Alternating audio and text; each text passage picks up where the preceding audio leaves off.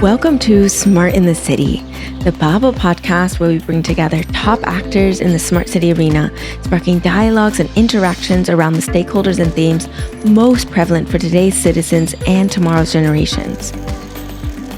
I am your host, Tamlin Shamizu, and I hope that you will enjoy this episode and gain knowledge and connections to drive the change for a better urban life.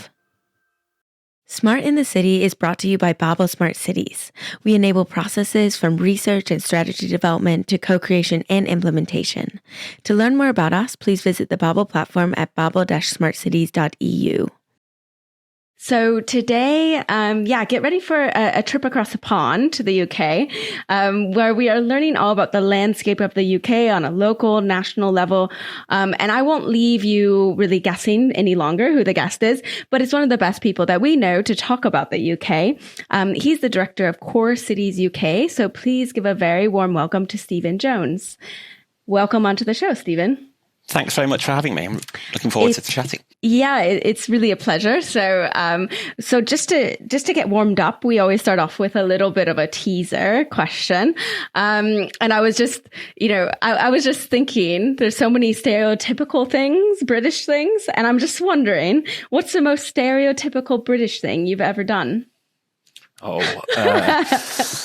Are you a queue lover?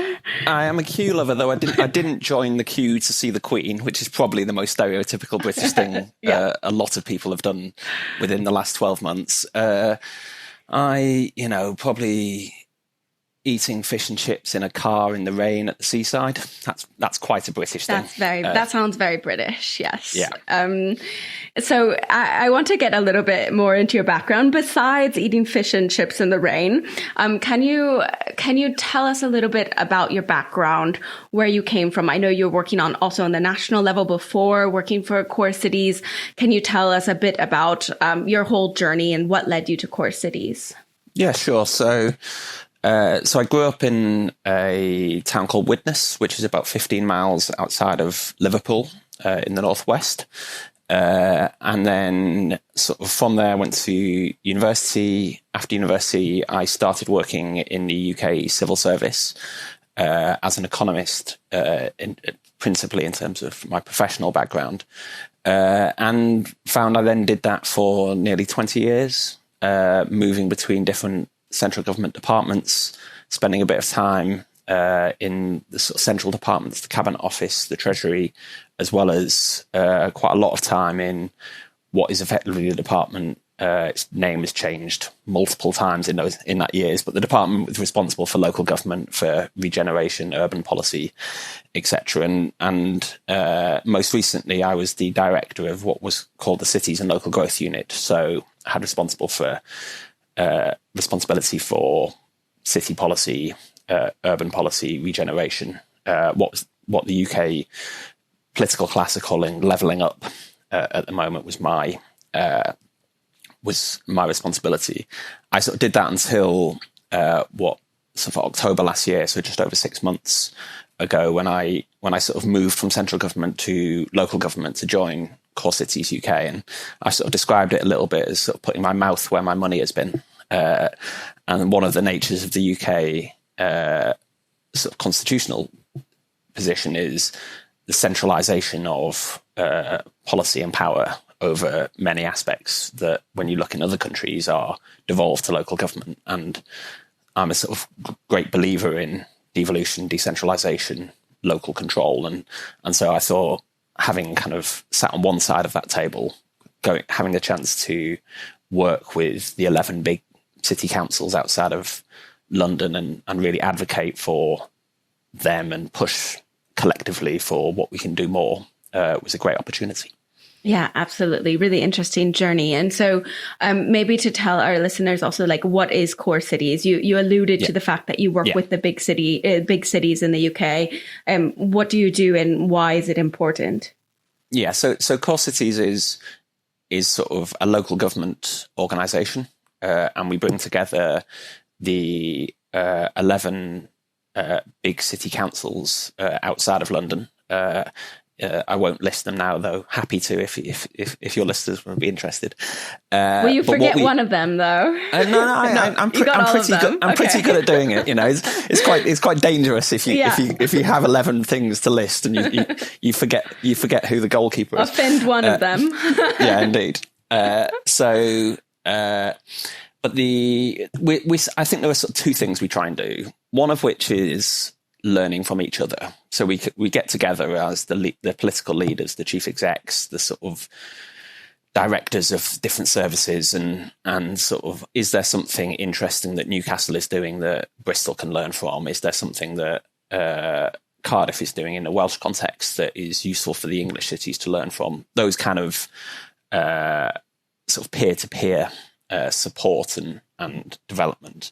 And then secondly, it's trying to collectively speak for the voice of cities on the national stage, whether that's with central government, whether that's with sort of sector groups, organisations, businesses, think tanks, academia, to really kind of try and make the case for why our cities are so important, what they need to succeed, what we're doing, where we need support from others, and that's something that is hugely important. I think the other thing that increasingly is important is that role that we're trying to play on the international stage, and I think particularly post Brexit, a recognition of a need to use all different sort of links and relationships globally, not just sort of nation state to nation state, and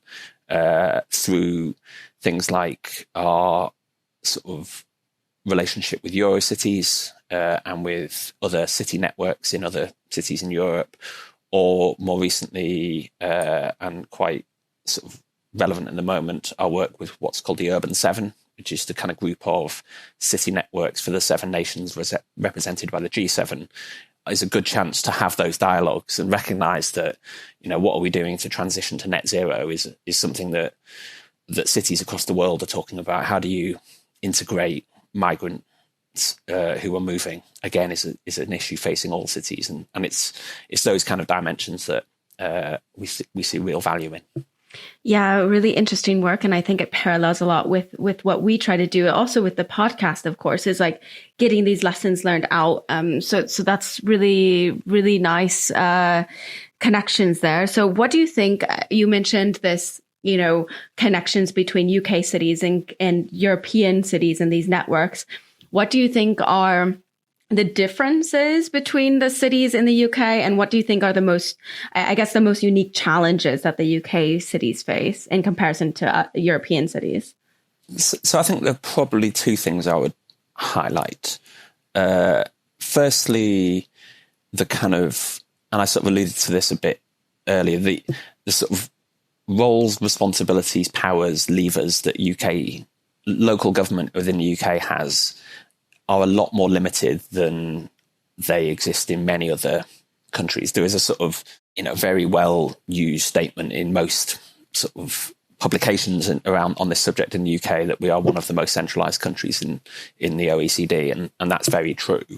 And so when you think about if you're the mayor or leader of a city in the UK compared to an equivalent sized city in France or Germany or Italy or Spain or any of the other European countries, what responsibilities that you have, what revenue raising powers you have, what services you're responsible for is much more limited, and so that creates a different challenge. It makes it harder. It's why we are advocating for more devolution to the local level, but also it puts a real emphasis on the importance of that relationship between local leaders and the national government, and the sort of power balance in that conversation isn't as kind of even as we think it should be, and isn't what we see in other European nations. I think the other thing that is sort of different, and it's a sort of peculiar thing about the UK, is economically our cities are underpowered. I think it is, aside from London, of our major big cities, it's only Bristol and marginally Cardiff, Edinburgh, that actually are sort of above the UK average in terms of their economic productivity. That's quite different to most other countries. The cities are the kind of, in theory at least, the drivers of economic growth. It's where the innovation happens. It's where the large businesses are located. It's where the kind of activity should be at its strongest. And our sort of cities in the UK are kind of underperforming and underpowered. And it's something that we want to understand why that's the case, what we can do about it, and how do we kind of accelerate that change. And in recent years, we have seen some progress. The growth in cities like Manchester and Leeds and Birmingham is kind of really encouraging, but it's kind of catching up a sort of history and a legacy of deindustrialization that we need to keep going and go further and really, really sort of back our cities going forward. Yeah. And how does that speak? Because, of course, this is a smart city podcast, or as you like to say in the UK, smart places. But how does that speak to the smart readiness of the cities in the UK? Can you discuss a bit here, like the key factors and strategies that go into this and how you see that in the landscape of the UK? So I think we're probably behind the curve, I would say, in terms of our smart readiness. Certainly if you compare us to some of the, kind of newer cities in Asia, Latin America, sort of across the whole of the globe. Partly, our infrastructure in our cities is old.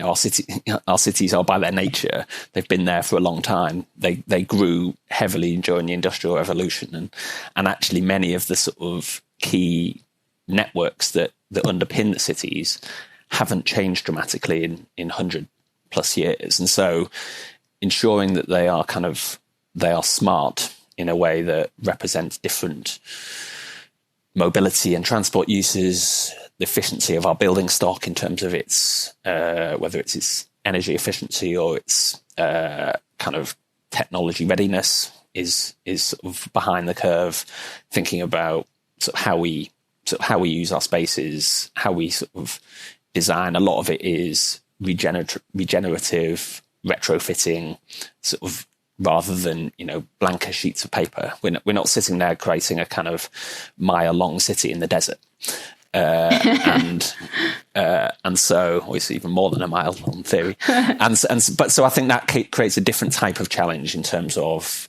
ensuring that we are ready. I think what I would say though is there is still innovation and still a real willingness and an opportunity to try and bring forward new ideas, new approaches, and if we can get it right in sort of UK cities, there is an applicability elsewhere that we should look to. What are the key advocate? Yeah, absolutely. What are those key steps? So you see a willingness and there's progress. What is the push? Is it, investment? Is it this focus more on going from national government more to the cities and giving more power back to the cities? What do you think are those key next steps to really get that accelerated?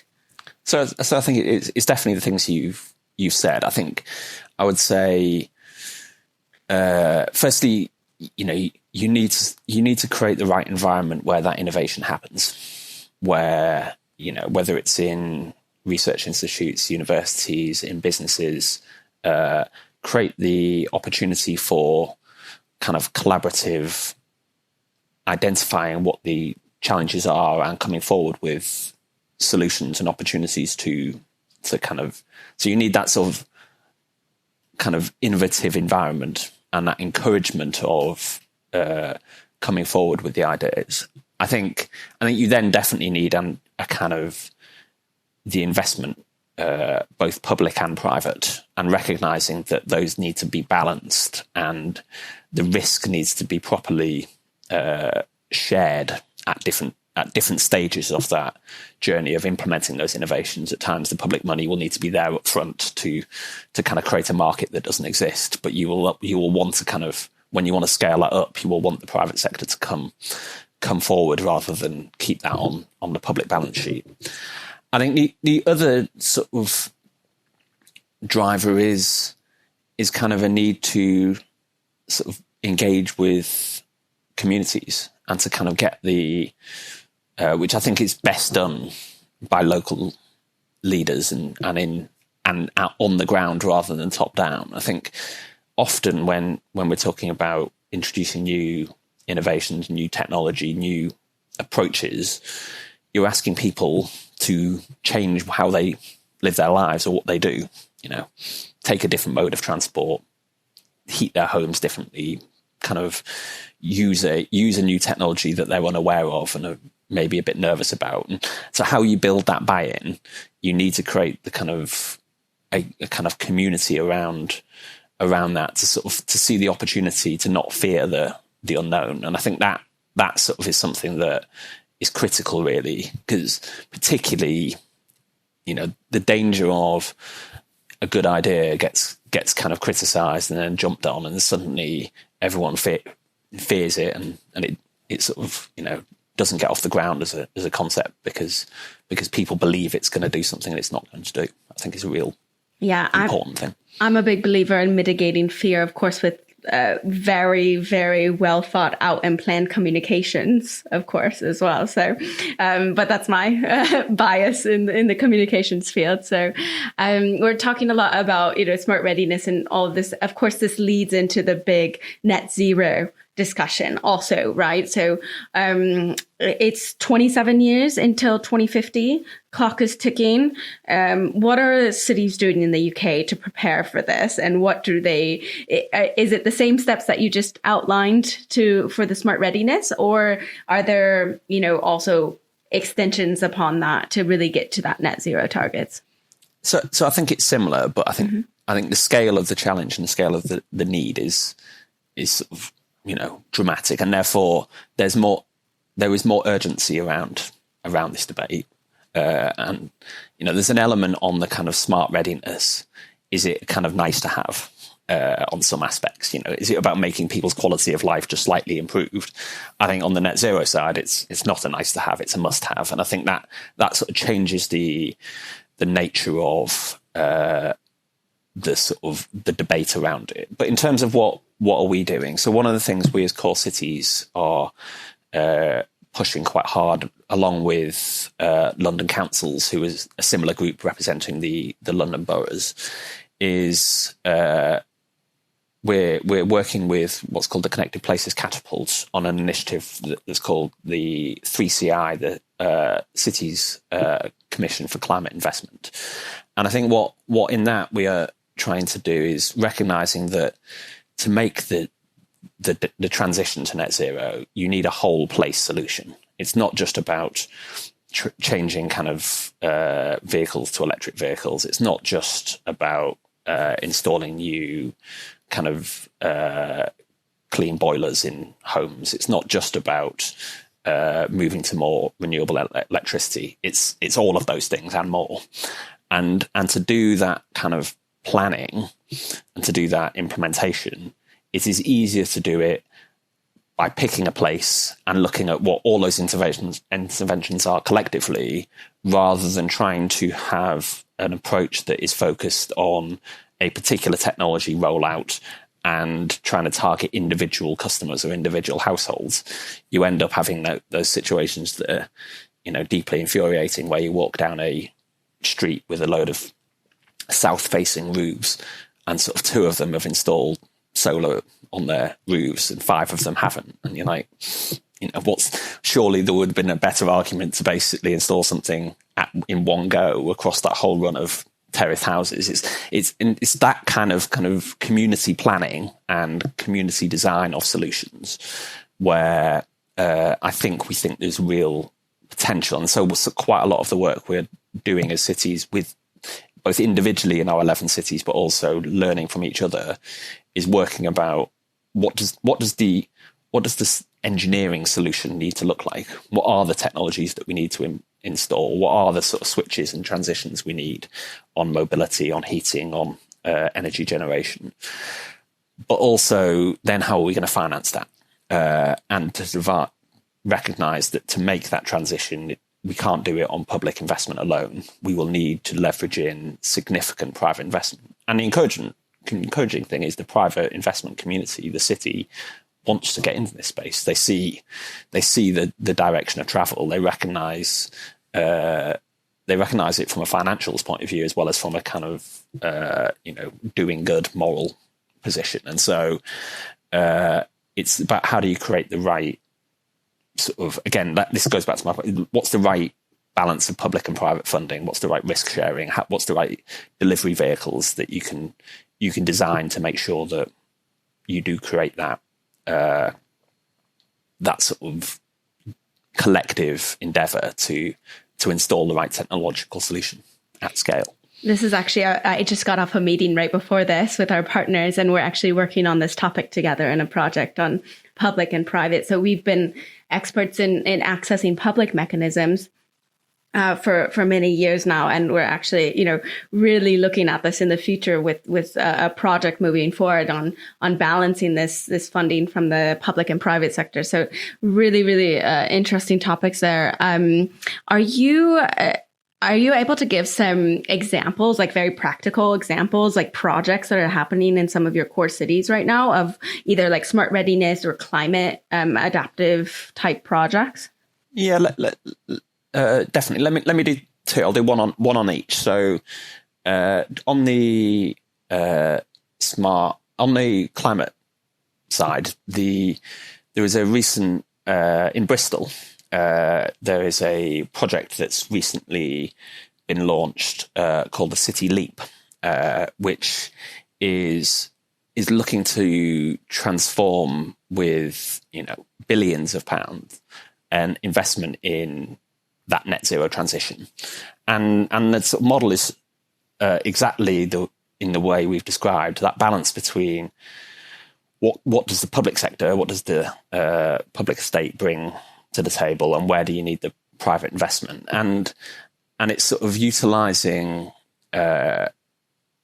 Firstly, it's utilising the fact that within Bristol there is a lot of assets owned by the local council, so they own a lot of housing stock and a lot of, sort of building stock that needs to be transitioned, retrofitted, made more energy efficient. It's not possible to make that transition on the kind of public balance sheet with Bristol's own finances, but they've agreed a sort of a kind of strategic partnership and a joint venture with an energy investor to kind of install the right measures, both sort of at a district level, so a big kind of district heating network, and at the individual household.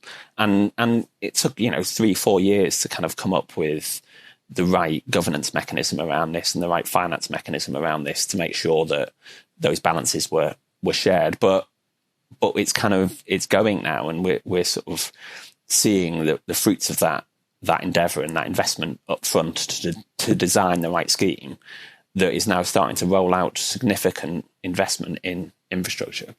On the smart cities side, there's more kind of in kind of piloting and investigating different opportunities. The one that I'm I think is most interesting is quite recently in Newcastle. There's work was done between the city council, the schools, and the university, and there is a centre up in Newcastle, National Centre for Data, that has a huge ability recognising the sort of power of big data in solving public problems. And what they sort of did as a trial is they attached air pollution sensors to the school bags of all of their primary school children for a period of, I think it was a month, but I'm not sure exactly. And they just monitored the air pollution on a sort of GPS route of every child going to and from school, and then mapped that against the kind of the road layout and network of Newcastle City.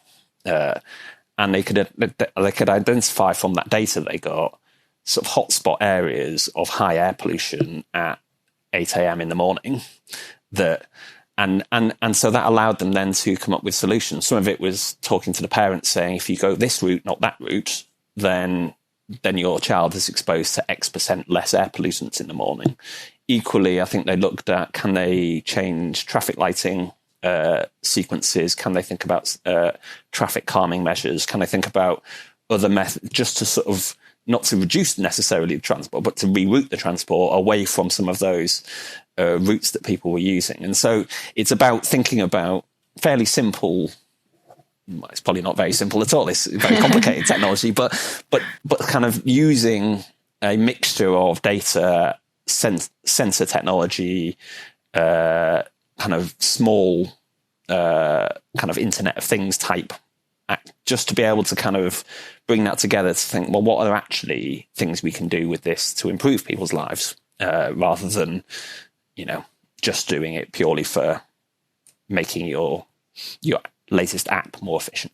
Yeah, absolutely. Really, really interesting use cases. Thanks for sharing that. I have one more question to ask you, and then I will give you the open floor. So what do you think after Brexit now? Are UK cities doomed a bit in strengthening these international relationships? How do you see the future moving forward? I'm an inherent optimist. So okay, good. So I certainly wouldn't think it is, not all doom and gloom. I wouldn't think it is doomed. I think there is a challenge, and the kind of the disruption to trade and to sort of global flows that Brexit's caused is challenging for our cities that want to be open and compete on the international stage. And certainly if you look at the breakdown of the EU exit referendum, the kind of the sort of leave vote to the remain vote looks very different in our UK cities than it did in our rural areas or the UK as a whole. And so there is definitely there's a different attitudinal approach within our cities than there is in the UK as a whole. I think notwithstanding all of that, I think there is still huge opportunities and advantages of UK cities. We have located within our cities some of the best universities in the world, and some of the kind of greatest research strengths. We have, real cultural assets and kind of, brand recognition, for want of a better word. People, I can say I come from near Liverpool, and people know where that is. Just because of football, but football and the Beatles, but football and the Beatles are important, and so that kind of that history. It brings a legacy in terms of our cities are probably a bit outdated, but it also brings a richness and recognition, and that sort of is important in diplomatic. And if you look at how many of UK cities are sort of twinned with cities around the world, there is real depth of interconnectedness, and that comes also just in family relationships, migration, people living in cities and who have connections around the world. I think the other dimension then is just kind of in general. I think cities will be the driving force of global economics in the next century. The world is urbanizing, and so our cities are well placed within that context to focus on things that we're really good at. We have great creative industries, we have great research, we have huge sort of depth of quality of public service, of professional services. The UK has largely insured the world for a long time, and offered accountancy support and devised new legal frameworks, and we have the English language. There's lots of things that will still be real strengths and assets, and it's about just finding our place as that evolves, and really it's why I think we as core cities put huge importance on maintaining that kind of city to city dialogue, to kind of in a way avoid the misconception and avoid the risk of it just being at the national level in the UK for the last 3, 4, 5 years, it's been fairly tumultuous and not particularly, we've not had a lot to shout about, but actually at a city level, it's been remarkably stable. And we've got on and done stuff. And I think we need to keep on doing that and sort of making sure that others know that we are open for business and keen to kind of remain tolerant and compassionate and engaged with cities and citizens around the world. Yeah, absolutely. Thanks so much for that. Also, the emphasis on the strengths, right? Because we talked about how UK cities are behind in some areas, but I think capitalizing on those strengths is very important moving forward. So now I want to give you the open floor. You don't have to take it, as I always say. But if you feel like we haven't touched on anything that we talked, like, is there anything that you really want the listeners to know? So I think one of the things, I think the last conversation we had is really important. I think I'm a huge advocate for our cities. It's why I picked this job. It's why I sort of will stand there and argue positively for it. I think the thing I found quite interesting in the last couple of years in the sort of cities debate is the kind of post-COVID, our cities, what's the long-term future of cities, and I kind of, will we move to an increasing virtual world and you don't need city centres that people congregate in and those kind of, and I sort of found myself in a slightly strange position where there's the debate around the 15-minute city and kind of the importance of having, the very local. And I sort of found myself weirdly on the same side of the argument as a load of conspiracy theorists who sort of think the 15-minute city is, some form of World Trade Organization kind of threat to their kind of ability to move around, and it's all some Hunger Games kind of thing. I'm on the same side of that argument, but with a different argument. But I think I think there is a kind of danger of us overemphasizing that importance of the very local. And I think we have 15-minute cities. They're called towns. I think the thing that actually, the thing that we have with cities that are real strengths is their scale and their mixing. And my nervousness around some of that kind of urban planning, urban design type debate that sort of wants to bring things to the very local is you'll create sort of very nice neighborhoods that have everything that you want to live, and they become very expensive. And then you create places that, don't have everything, and they become undesirable places to live. And I think what you miss is the fact that where cities are most effective is bringing a lot of people together and mixing them up and getting new ideas and learning from each other and sparking new relationships and building greater tolerance because you meet people you wouldn't ordinarily meet, and all of those things that are brilliant about sitting at midnight on a tube train home and just meeting people you wouldn't ordinarily meet. It's just one of the great entertainments of life, and very and London. I think there is something in the sort of urban policy space that needs to not over emphasize the sort of technological shift of remote working and of hybrid working and of sort of what we had to do because of COVID. What was interesting is once the restrictions were lifted, people got out about. People still want to spend time. They might not want to go to a high street shop anymore because they can buy stuff online, but they still want to spend time with other people.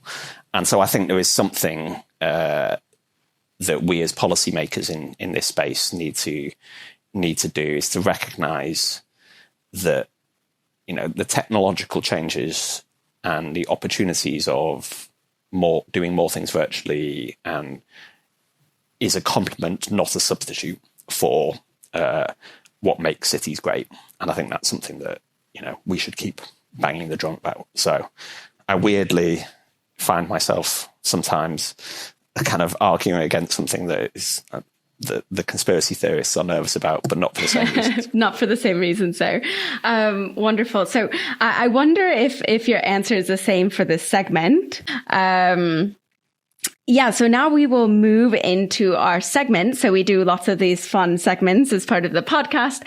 And the segment that we have chosen for you today is Hot Take of the Day. Hot Take of the Day. We want to hear an opinion of yours that may be slightly controversial or debated. So what do you have for us today, Stephen? So it's ultimately quite geeky because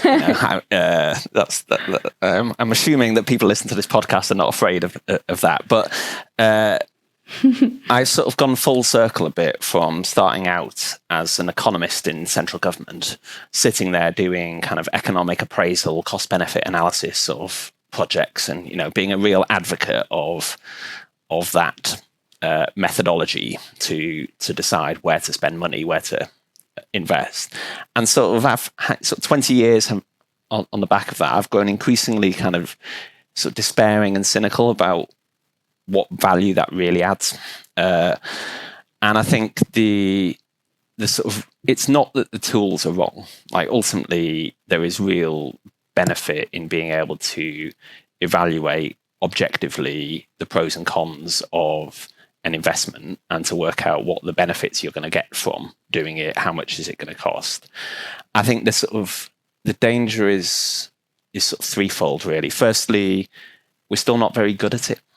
And so there's still a lot of things that we either can't properly capture the benefits and can't properly sort of understand what is going to happen. Equally, we massively overestimate how cheaply we'll do things. And the high-speed rail in the UK is a great example of a failed cost-benefit analysis because it's that as you roll it out, even building in optimism bias, it's still more expensive than we thought it was going to be. Secondly, I think it's inherently retrospective. So it forces you to say the only way of knowing whether this thing is a good thing is by using evidence of what we've done before. And so it's sort of built against actually taking any calculated risk. And so particularly when you apply it to transport, the value you get from saving 100,000 people 5 seconds a day from making a journey by slightly improving the junction speed of on a roundabout. You can calculate what that works out as 100,000 people times 5 seconds times their value of time. You come up with quite a big number. Actually, are those 100,000 people going to notice that 5 seconds? Of course they're not. Whereas actually building a new piece of transport infrastructure that connects two places that people aren't currently traveling between is valued really poorly because people aren't making that journey. So when you put it into the model, it says, well, it doesn't benefit that many people. But by opening up that, you create new flows that don't currently exist. So I think there's a problem in the model. I think the third thing is it creates a sort of strange comfort blanket where you end up kind of ranking projects purely based on their benefit cost ratios or on their kind of net present value. And you forget the kind of, you sort of forget the sort of the limitations of that model, and you forget the need to make objective decision making, and you forget the need for showing some kind of discretion and leadership to choose to do things. And there's a really brilliant book written by co-authored by Mervyn King, who used to be the governor of the Bank of England, called Radical Uncertainty. And it's a real kind of recognition from him about, at a kind of macroeconomic level, that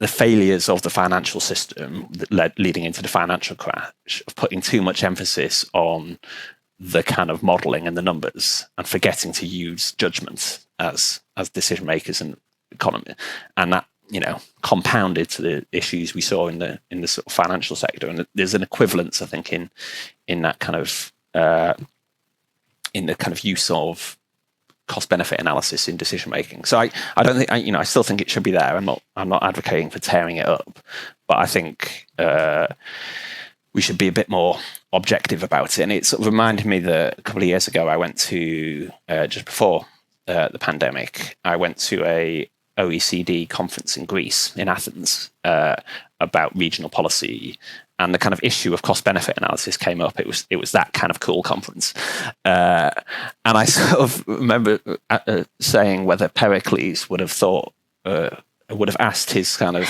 officers to do a cost benefit analysis on the Parthenon, and if they had, would they have had the foresight to recognise in perpetuity that 2,000 years later tourists would be paying €20 or whatever it costs to go and visit it? Of course they wouldn't.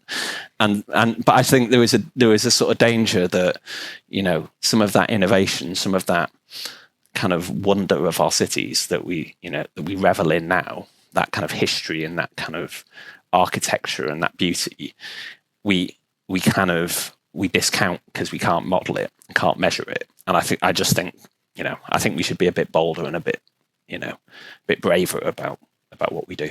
So instead, think, what would the Greeks do? What would the Greeks do is a good argument in most cases. Okay. What would the ancient Greeks do? Ancient Greeks do. Okay. Good distinction. No. Amazing. Thank you so much, Stephen. That was a great answer on the fly as well. Our last question that we ask every single guest is a recurring question to you. What is a smart city or smart place? So a smart city is a collection of smart people, and I think what cities, cities are probably humanity's greatest invention. The ability to recognize the different, the scale of difference from the animal kingdom of congregating not just in sort of tribes or kind of communities or kind of herds or whatever, but in the scale of millions of people to kind of work with each other, learn from each other, kind of communicate with each other and do things collectively is kind of, as I say, I think humanity's greatest achievement. And so a smart city is not a new thing. I think it is part of the kind of the quality and the kind of greatness of our cities.